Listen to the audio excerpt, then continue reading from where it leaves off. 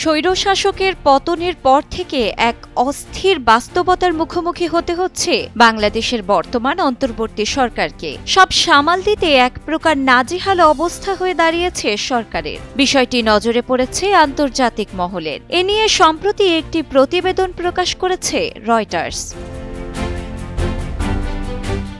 প্রায় প্রতিদিনই রাজপথ বন্ধ, রোজই উঠছে নতুন নতুন দাবি। রয়টার্সের প্রকাশিত তথ্য মতে ২৫ মে সোমবার বেতন বৃদ্ধির দাবিতে অনির্দিষ্টকালের জন্য কর্মবিরতি কর্মসূচি শুরু করেছেন সরকারি প্রাথমিক বিদ্যালয়ের শিক্ষকরা। একই সময়ে ধর্মঘট পালন করছেন সরকারি কর্মচারীরাও। বিক্ষোভ করছেন টানা ৩ দিন ধরে। এদিকে জাতীয় রাজস্ব বোর্ড ভেঙে অর্থ মন্ত্রণালয়ের অধীনে দুটি নতুন বিভাগ গঠনের ঘোষণায় রাজস্ব কর্মকর্তারাও প্রতিবাদের সামনে আসেন। তাদের আন্দোলনের তোপের মুখে পড়ে সরকার শেষ পর্যন্ত সিদ্ধান্তটি প্রত্যাহার করতে বাধ্য হয়।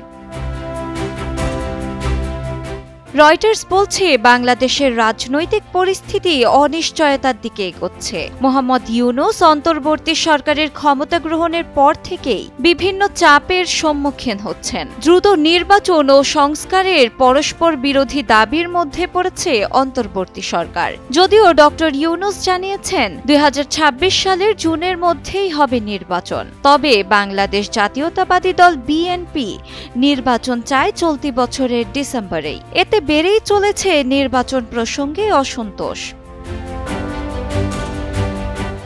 এই পরিস্থিতিকে আরো জোরালো করেছে ডক্টর ইউনূসের পদত্যাগ গুঞ্জন। যদিও দ্রুতই সরকারের পক্ষ থেকে নিশ্চয়তা দেওয়া হয়, এখনই সরে দাঁড়াচ্ছেন না ডক্টর ইউনূস। অন্যদিকে রাজনৈতিক দলগুলোর চাপের পাশাপাশি সেনাবাহিনীও স্পষ্ট বার্তা দিয়েছে চলতি বছরের ডিসেম্বরেই নির্বাচন আয়োজনের প্রসঙ্গে, যা অন্তর্বর্তী সরকারের ঘোষিত সময়সীমার সঙ্গে কিছুটা হলেও সাংঘর্ষিক।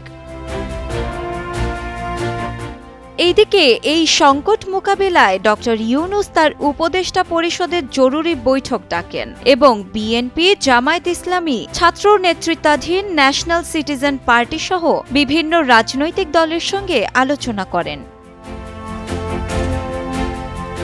রয়টার্স বলছে, চলতি মাসে আওয়ামী লীগের নিবন্ধন স্থগিত করা হয়েছে, যার ফলে দলটি পরবর্তী জাতীয় নির্বাচনে অংশ নিতে পারবে না।